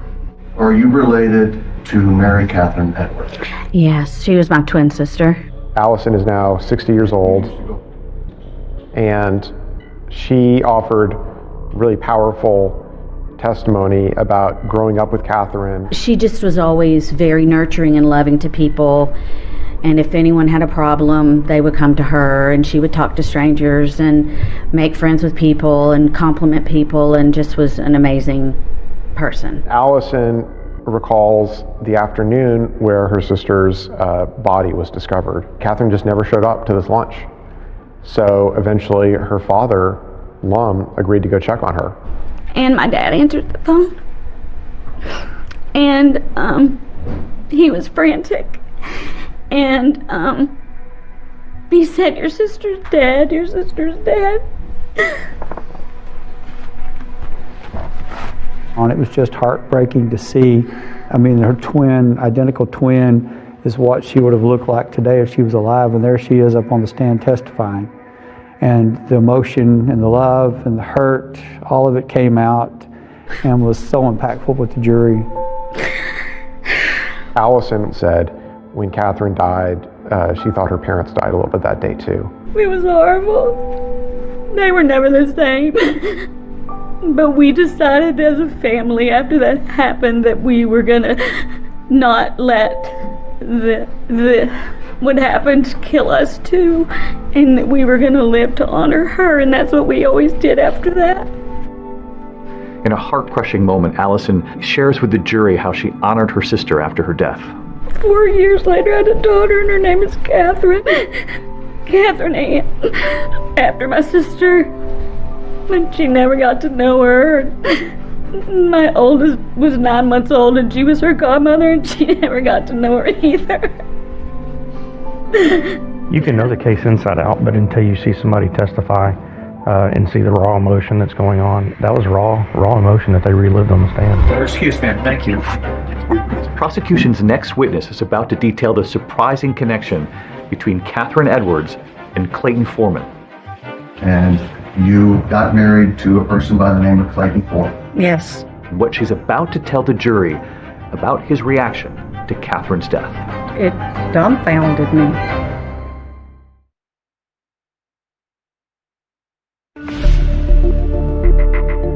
Jurors in the trial of Clayton Foreman, the man accused of killing that school teacher, Catherine Edwards, are now hearing about this investigation that took nearly 30 years, and all of it now culminating with this cutting-edge DNA testing done by that Texas lab, Othram. So help you God. Please have a seat. I was very eager to get to the courtroom. I work at Othram. We'll do the testing, and it will result in the building of a DNA profile to generate new leads in the investigation.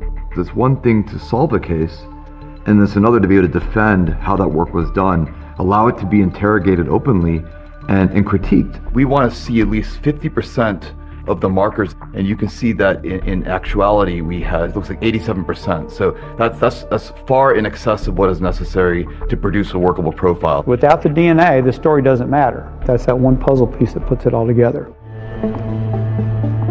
So prosecutors want the jurors now to hear from the woman who can actually detail the connection between that school teacher, Catherine Edwards, and Clayton Foreman. She was married to him.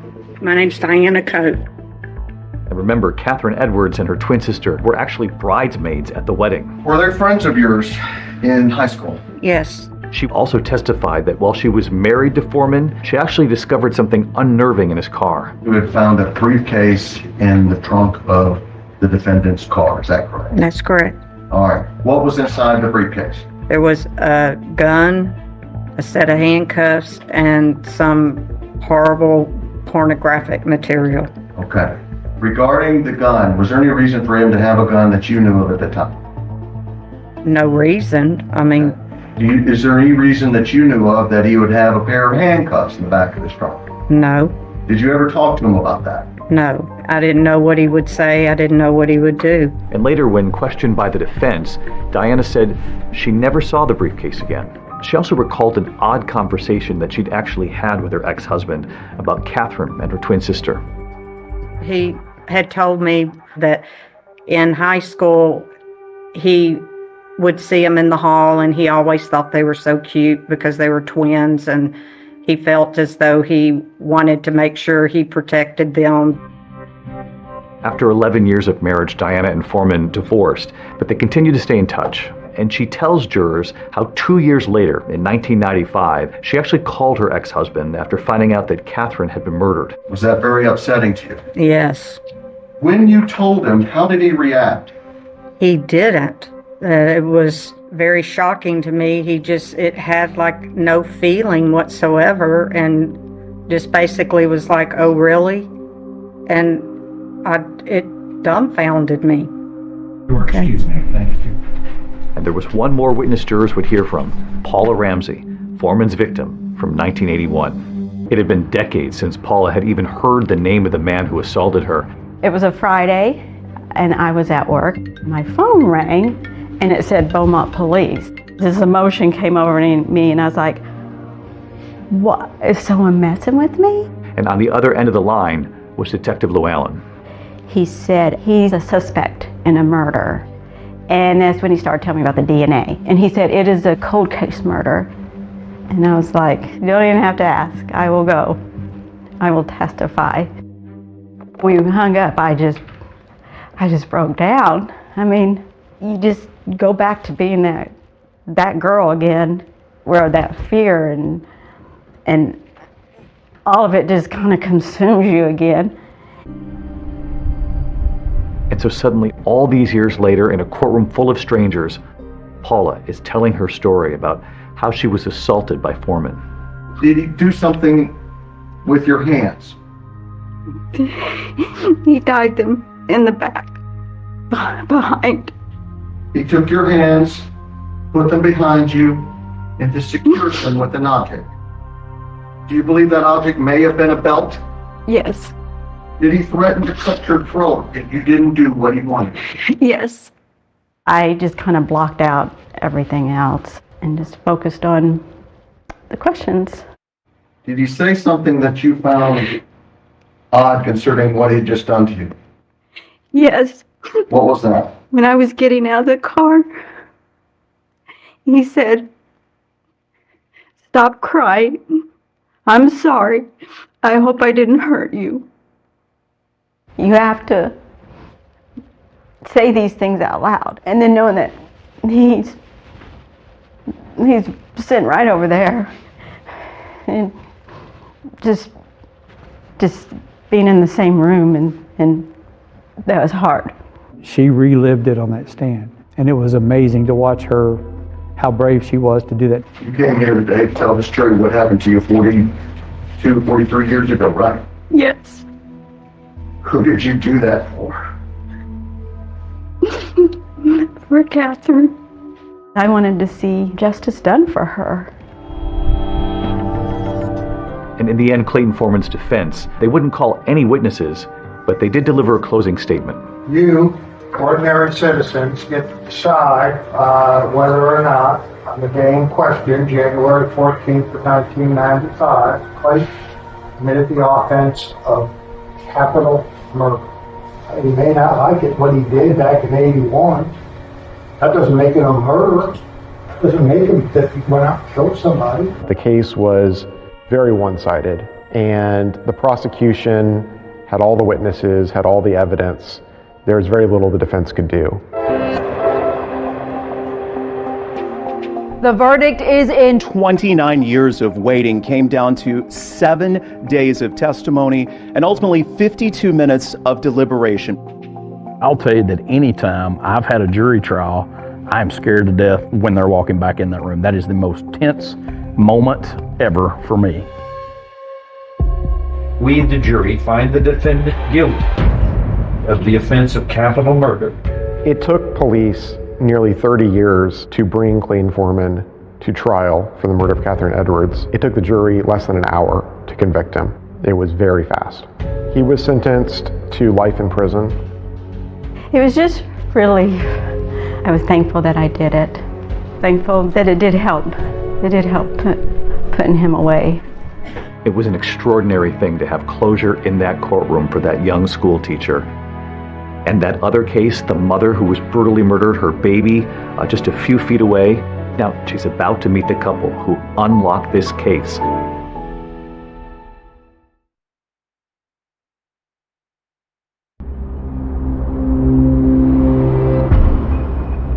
As we stand here today, all these years later, it's so peaceful and quiet here. It's hard to imagine what played out behind us. It is. Thankfully, the detectives worked very, very hard on this. And never gave up. Never gave up, and they solved it. Detective Llewellyn called me, and he said, "Hey, Carmen, you remember how you said you always wanted that case solved before you retired? Well, I know you've retired, but I think we got him," and he did. I can see the satisfaction on your face. Justice after all these years. After all these years, absolutely. Justice, finally, for that elementary school teacher, Catherine Edwards. And in the second case, justice as well for Kathy Swartz's daughter, Courtney. Hi, Courtney. Hello. Hi. So these are the two who helped solve the case. Hello, Kristen. Little man, which I give him again. Just the idea, though, that the two of them were able to go back and look at that evidence and solve it all these years later. I can't even, I don't even have no words. You don't need words. I'm glad you have answers. Thank you. It's unbelievable just in my career to see, like when I started in 97 to where we're at today. You have these cases that are literally going nowhere. You give them this DNA sample and the next thing you know who your suspect is. Do you think that there are cases like this all over the country right now just waiting to be solved with this new technology? Absolutely, all over the country and all over the world, but finding every case, I think, would be the goal. Every one, every sexual assault, every homicide, every one of them. We need to find those cases and we need to get them submitted and worked. And that means answers finally for thousands of families. Sure, absolutely. There are tens of thousands of little tubes of DNA in crime labs across this country, and all of them have answers. I think we're going to live in a world in this lifetime where there are no unidentified victims that are named voiceless, where perpetrators are caught the first time they commit a crime. For some families, you are the last hope. For many.